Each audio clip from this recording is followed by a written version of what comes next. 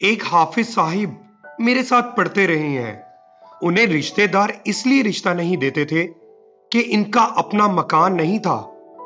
एक नेक खतून ने इन्हें अपनी बेटी का रिश्ता दे दिया तो इसे इसकी हमशीरा कहने लगी कि तूने इसमें क्या देखा है?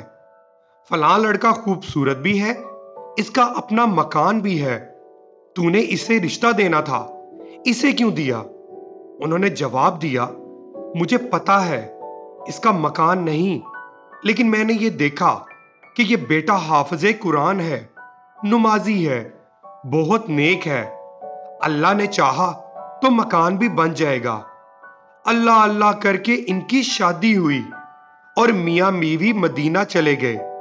वहां से वापस आकर उन्होंने मकान भी बना लिया और फैक्ट्री भी लगा ली।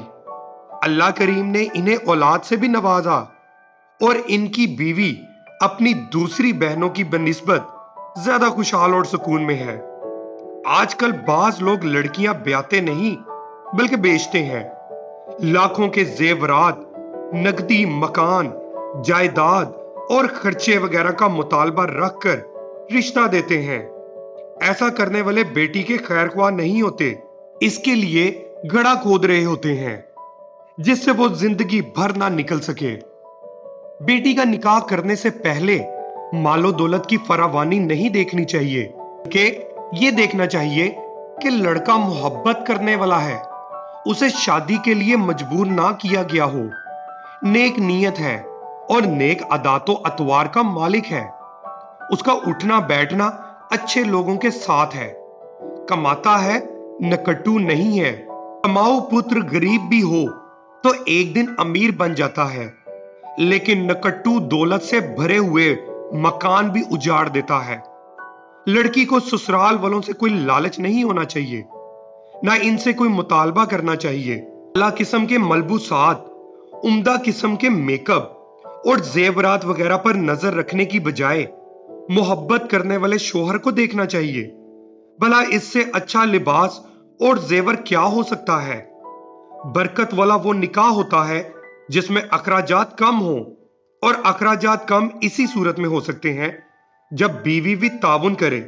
सआदतमंद बीवी को जरूर ताउन करना चाहिए और अपनी शादी को बाइसे बरकत बनाना चाहिए।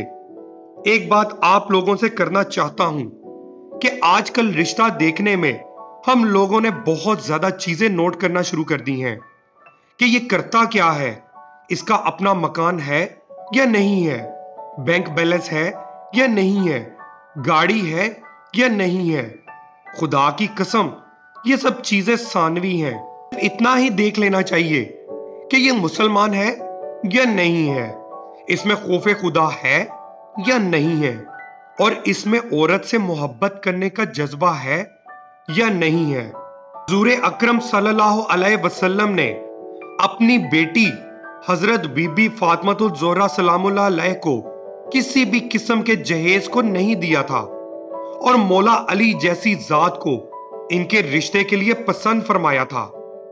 आप लोग भी सिर्फ इंसान की सीरत को देखें, नसीब वो सारे अपने खुद बना सकते हैं, और मर्द मिलकर अल्लाह से दुआ करके अपने नसीब को अच्छा कर सकते हैं। लेकिन आज के दौर में हमने तो डॉक्टर, इंजीनियर और पायलट देखने शुरू कर दिए हैं, कारोबारी देखने शुरू कर दिए हैं, गाड़ियों वाले देखने शुरू कर दिए हैं। तो इसीलिए हम सबकी जिंदगी में बेसुकूनी सी आ गई है।